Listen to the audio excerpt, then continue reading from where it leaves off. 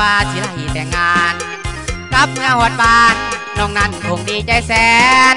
ซื้อแหวนซื้อซอยจะมันดีว่ากับแฟนได้ยินข่าวจนว่าแค้นแฟนของเฮาสิเข้าแต่งงานท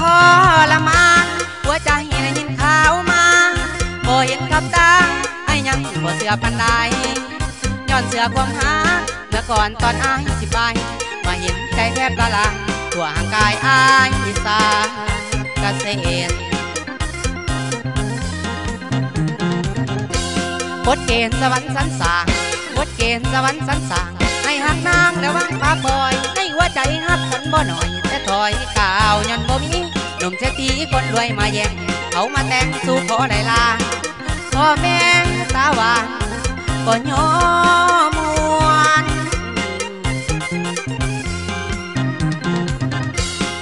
สมควรแล้วที่อ้ายผิดหวังย้อนบ่มียังเงินคำขาดจนคืนพ่อแม่บ่พอ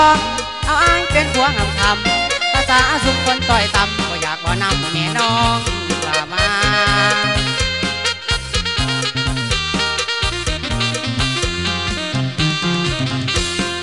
น้ำตา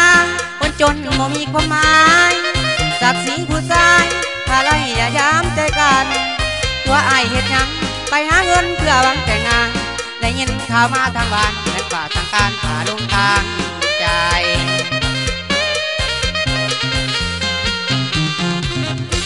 มันตายแล้วเลิกใจดวงนี้มันตายแล้วเลิกใจดวงนี้ตั้งแต่วันที่อะไรยินข่าวแฟนของเขาตัวหลอกต้มมันคงผ่าปักน้ำใจบอกให้ไปหาเงินมาแต่งเสียงานแฟนแห่งหักกะลอคนรวยมาของเอาไปจอย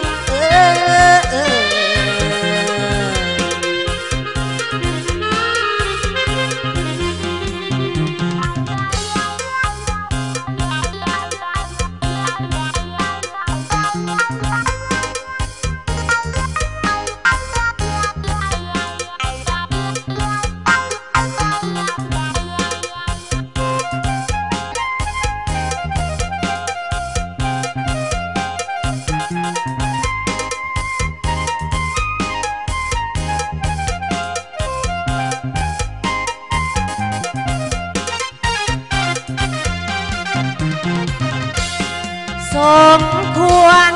แล้วที่อ้ายผิดหวังย้อนบ่มียังเงินคำขาดจนคืนพ่อแม่บ่พร้อมเอาอ้ายเป็นผัวงำคำภาษาสุขคนต่อยต่ำก็อยากบ่นำแม่น้องว่ามา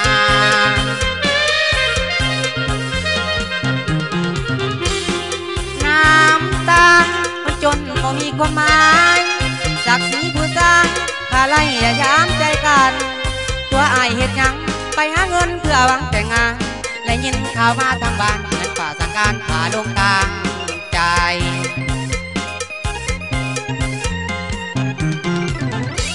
มันตายแล้วเลิกใจดวงนี้มันตายแล้วเลิกใจดวงนี้ตั้งแต่วันที่อะไรยินข่าวแฟนของเขาตัวหลอกต้มเหมือนกุ้งผ่าปักน้องใจบอกให้ไปหาเงินมาแต่งเสียยังแพงแห้งหักกะโลคนรวยมาขอเอาไป